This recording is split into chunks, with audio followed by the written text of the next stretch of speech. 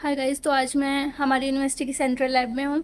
तो मैं आपको दिखाऊंगी कि यहाँ पे कौन कौन से इंस्ट्रूमेंट्स रखे हैं और कौन कौन सी फैसिलिटीज़ अवेलेबल है। तो जैसे मैं आपको अपने पीछे पूरा व्यू दे सकती हूँ।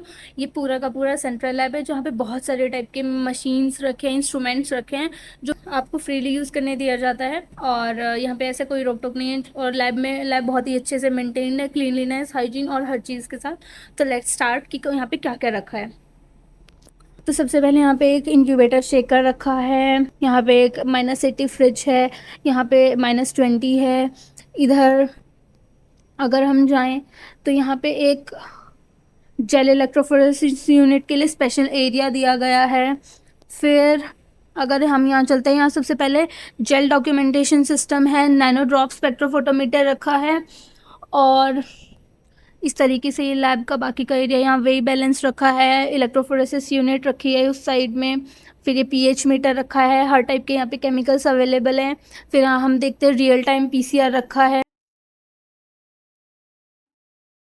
फिर अगर हम यहाँ पे चलें तो यहाँ पे हॉट प्लेट रखा है और ही शेकर रखा है।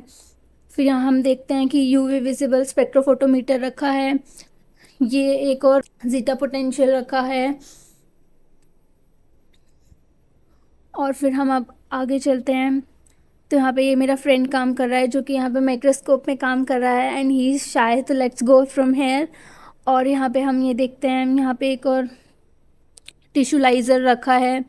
फिर यहाँ पे हम चलते हैं तो यहाँ पे HPLC रखा है जिसको देख के मैं बहुत ज़्यादा फैसिनेट हो जाती हूँ। फिर यहाँ माइक्रोस्कोप का सिस्टम रखा है। फिर यहाँ तो यहाँ पे ये वैक्यूम कंसनट्रेटर रखा है और इनक्यूबेटर रखा है यहाँ पे एक और।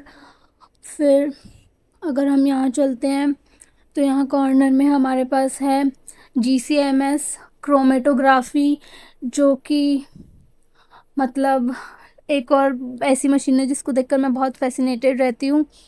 फिर यहाँ अगर हम चलते हैं तो यहाँ पे हमारे पास एटॉमिक एब्जॉर्प्शन स्पेक्ट्रोफोटोमेट्री रखी है। हर मशीन के पास उसका खुद का एक रजिस्टर रखा हुआ है, एंट्री रजिस्टर रखा हुआ है।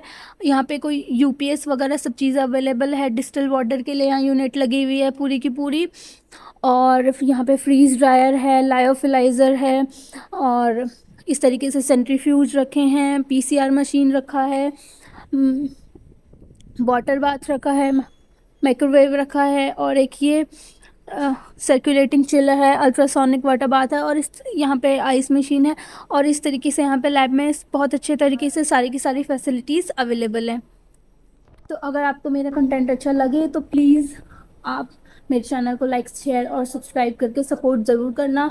और अगर आपको RRB से रिलेटेड कोई भी इन्फॉर्मेशन चाहिए तो आप मेरे चैनल पे कमेंट करके बता सकते हो। Bye bye.